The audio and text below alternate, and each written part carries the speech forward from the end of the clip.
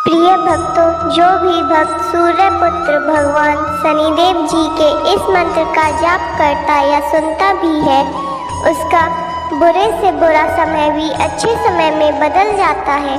फिर चाहे वह शनि की ढैया हो या साढ़े साती हो, सभी का प्रभाव शनिदेव जी बहुत कम कर देते हैं।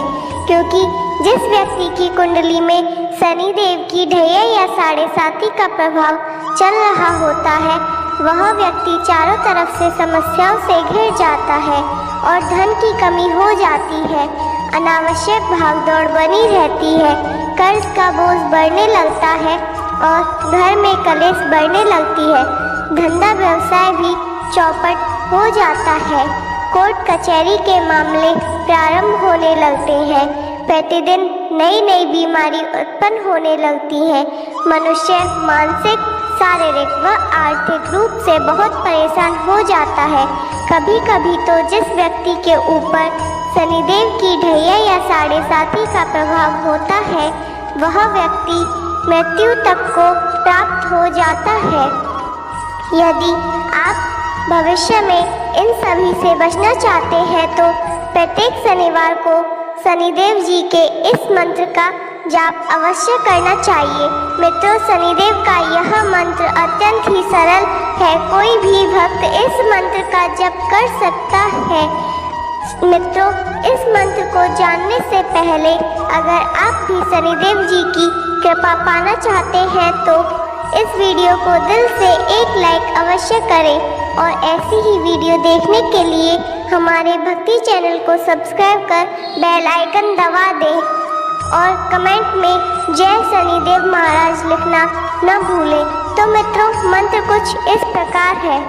ओम नीलांजनम समाभासम रविपुत्रम यमाग्रजम छाया मार्तंड संभुतम तम नमामि शनैश्चरम। ओम नीलांजनम समाभासम रविपुत्रम यमाग्रजम छाया मार्तंड संभुतम तम नमामि शनैश्चरम। ओम नीलांजनम समाभासम रविपुत्रम यमाग्रजम छाया मार्तंड संभुतम तम नमामि शनैश्चरम। ओम नीलांजनम समाभासम रविपुत्रम यमाग्रजम छाया मार्तंड संभुतम तम नमामि शनैश्चरम। ओम नीलांजनम समाभासम रविपुत्रम यमाग्रजम छाया मार्तंड संभुतम तम नमामि शनैश्चरम। ओम नीलांजनम समाभासम रविपुत्रम यमाग्रजम छाया मार्तंड संभुतम तम नमामि शनैश्चरम। ओम नीलांजनम समाभासम रविपुत्रम यमाग्रजम छाया मार्तंड संभुतम तम नमामि शनैश्चरम। ओम नीलांजनम समाभासम रविपुत्रम यमाग्रजम छाया मार्तंड संभुतम तम नमामि शनैश्चरम। ओम नीलांजनम समाभासम रविपुत्रम यमाग्रजम छाया मार्तंड संभुतम तम नमामि शनैश्चरम। ओम नीलांजनम समाभासम रविपुत्रम यमाग्रजम छाया मार्तंड संभुतम तम नमामि शनैश्चरम। ओम नीलांजनम समाभासम रविपुत्रम यमाग्रजम छाया मार्तंड संभुतम तम नमामि शनैश्चरम। ओम नीलांजनम समाभासम रविपुत्रम यमाग्रजम छाया मार्तंड संभुतम तम नमामि शनैश्चरम। ओम नीलांजनम समाभासम रविपुत्रम यमाग्रजम छाया मार्तंड संभुतम तम नमामि शनैश्चरम। ओम नीलांजनम समाभासम रविपुत्रम यमाग्रजम छाया मार्तंड संभुतम तम नमामि शनैश्चरम। ओम नीलांजनम समाभासम रविपुत्रम यमाग्रजम छाया मार्तंड संभुतम तम नमामि शनैश्चरम। ओम नीलांजनम समाभासम रविपुत्रम यमाग्रजम छाया मार्तंड संभुतम तम नमामि शनैश्चरम्। ॐ नीलाञ्जनं समाभासं रविपुत्रं यमाग्रजं छायामार्तण्डसम्भुतं तं नमामि शनैश्चरम्। ॐ नीलाञ्जनं समाभासं रविपुत्रं यमाग्रजं छायामार्तण्डसम्भुतं तं नमामि शनैश्चरम्। ॐ नीलाञ्जनं समाभासं रविपुत्रं यमाग्रजं छायामार्तण्डसम्भुतं तं नमामि शनैश्चरम्। ॐ नीलाञ्जनं समाभासं रविपुत्रं यमाग्रजं छायामार्तण्डसम्भुतं तं नमामि शनैश्चरम्। ॐ नीलाञ्जनं समाभासं रविपुत्रं यमाग्रजं छायामार्तण्डसम्भुतं तं नमामि शनैश्चरम्। ॐ नीलाञ्जनं समाभासं रविपुत्रं यमाग्रजं छायामार्तण्डसम्भुतं तं नमामि शनैश्चरम्।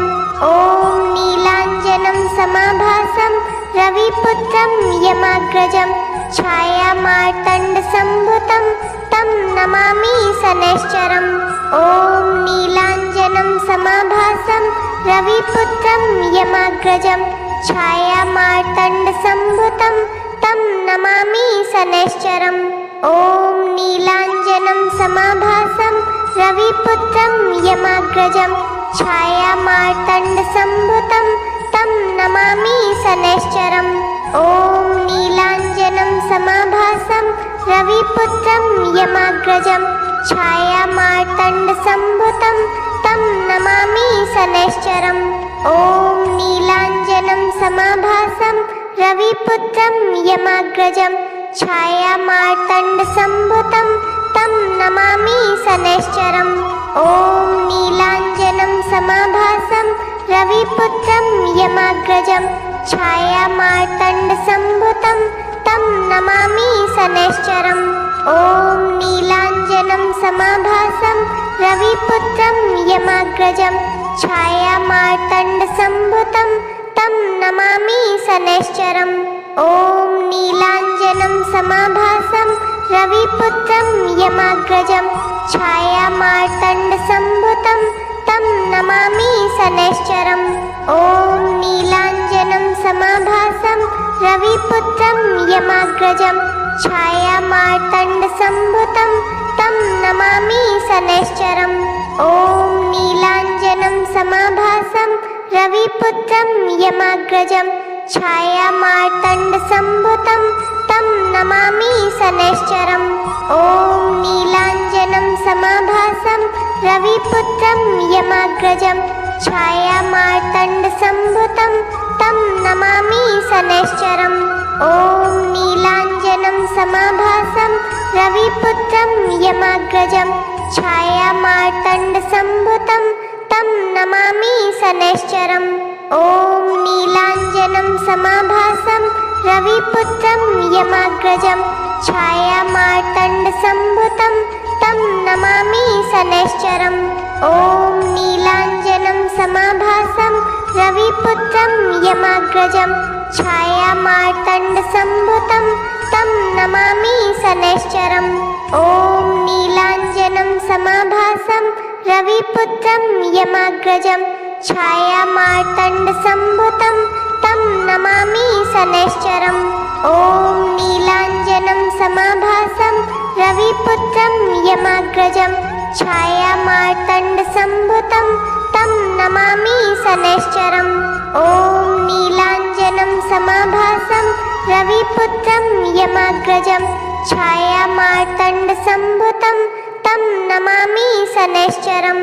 ॐ नीलाञ्जनं समाभासं रविपुत्रं यमाग्रजं छायामार्तण्डसम्भुतं तं नमामि शनैश्चरम्।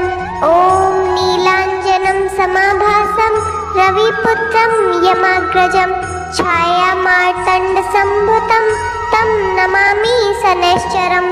ॐ नीलाञ्जनं समाभासं रविपुत्रं यमाग्रजं छायामार्तण्डसम्भुतं तं नमामि शनैश्चरम्। ॐ नीलाञ्जनं समाभासं रविपुत्रं यमाग्रजं छायामार्तण्डसम्भुतं तं नमामि शनैश्चरम् ॐ नीलाञ्जनं समाभासं रविपुत्रं यमाग्रजं छायामार्तण्डसम्भुतं तं नमामि शनैश्चरम् ॐ नीलाञ्जनं समाभासं रविपुत्रं यमाग्रजं छायामार्तण्डसम्भुतं तं नमामि शनैश्चरम् ॐ नीलाञ्जनं समाभासं रविपुत्रं यमाग्रजं छायामार्तण्डसम्भुतं तं नमामि शनैश्चरम् ॐ नीलाञ्जनं समाभासं रविपुत्रं यमाग्रजं छायामार्तण्डसम्भुतं तं नमामि शनैश्चरम् ॐ नीलाञ्जनं समाभासं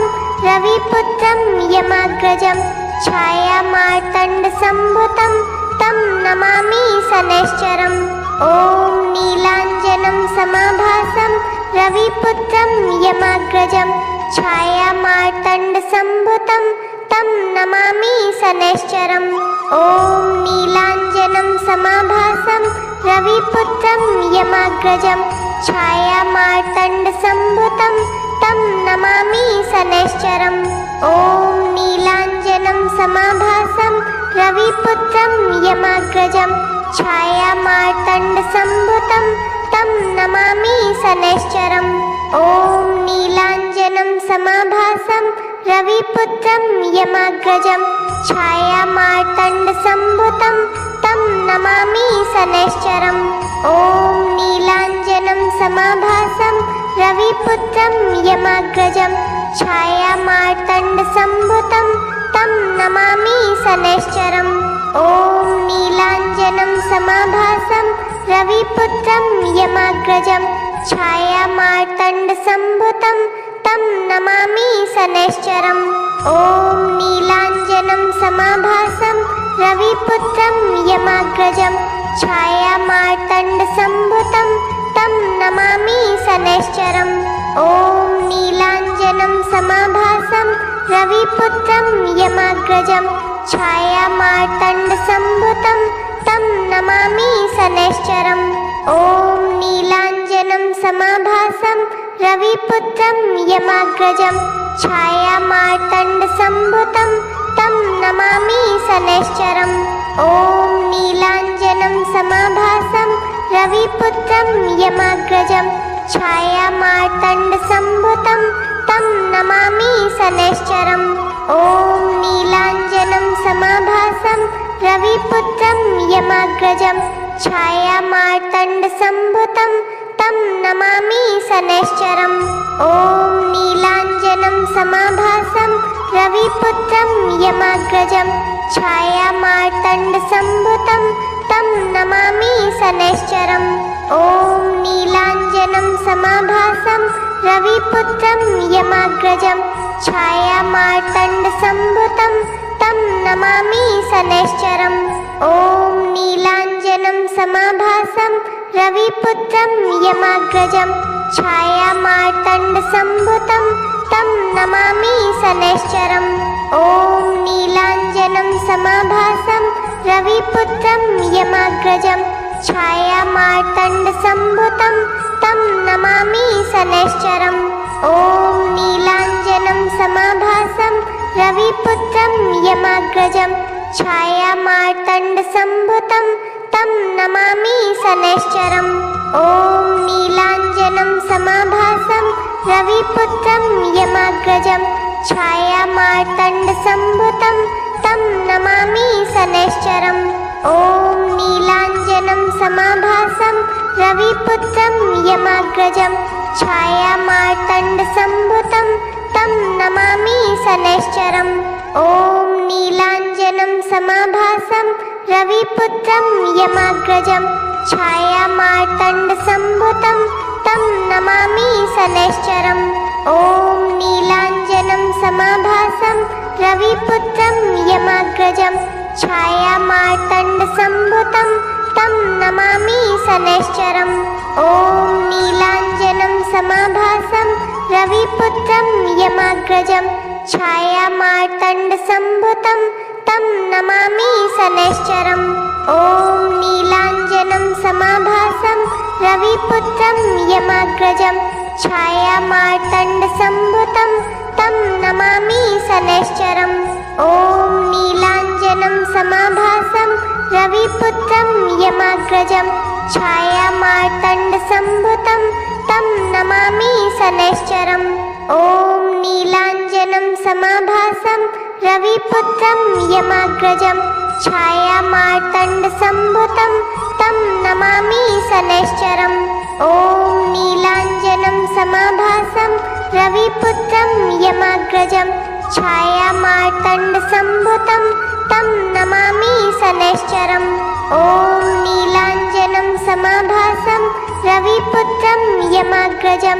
छायामार्तण्डसम्भुतं तं नमामि शनैश्चरम् ॐ नीलाञ्जनं समाभासं रविपुत्रं यमाग्रजं छायामार्तण्डसम्भुतं तं नमामि शनैश्चरम् ॐ नीलाञ्जनं समाभासं रविपुत्रं यमाग्रजं छायामार्तण्डसम्भुतं तं नमामि शनैश्चरम् ॐ नीलाञ्जनं समाभासं रविपुत्रं यमाग्रजं छायामार्तण्डसम्भुतं तं नमामि शनैश्चरम् ॐ नीलाञ्जनं समाभासं रविपुत्रं यमाग्रजं छायामार्तण्डसम्भुतं तं नमामि शनैश्चरम् ॐ नीलाञ्जनं समाभासं रविपुत्रं यमाग्रजं छायामार्तण्डसम्भुतं तं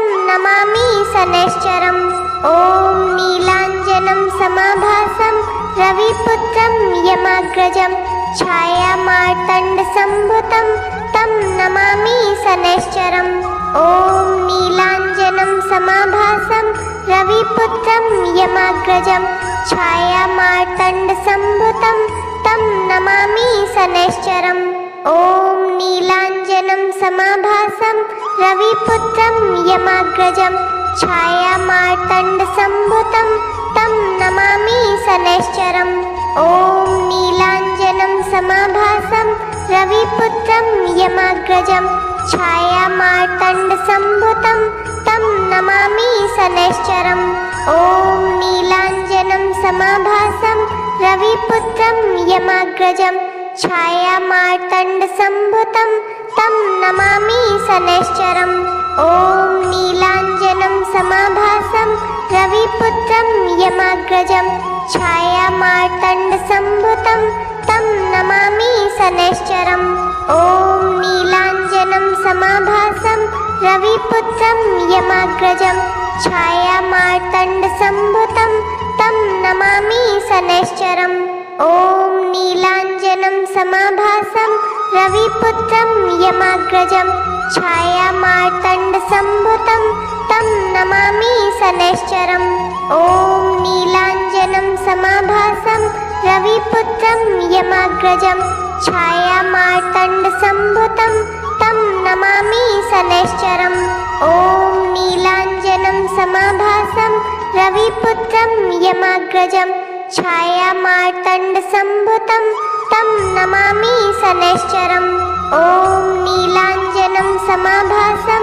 रविपुत्रं यमाग्रजं छायामार्तण्डसम्भुतं तं नमामि शनैश्चरम् ॐ नीलाञ्जनं समाभासं रविपुत्रं यमाग्रजं छायामार्तण्डसम्भुतं तं नमामि शनैश्चरम् ॐ नीलाञ्जनं समाभासं रविपुत्रं यमाग्रजं छायामार्तण्डसम्भुतं तं नमामि शनैश्चरम् ॐ नीलाञ्जनं समाभासं रविपुत्रं यमाग्रजं छायामार्तण्डसम्भुतं तं नमामि शनैश्चरम् ॐ नीलाञ्जनं समाभासं रविपुत्रं यमाग्रजं छायामार्तण्डसम्भुतं तं नमामि शनैश्चरम् ॐ नीलाञ्जनं समाभासं रविपुत्रं यमाग्रजं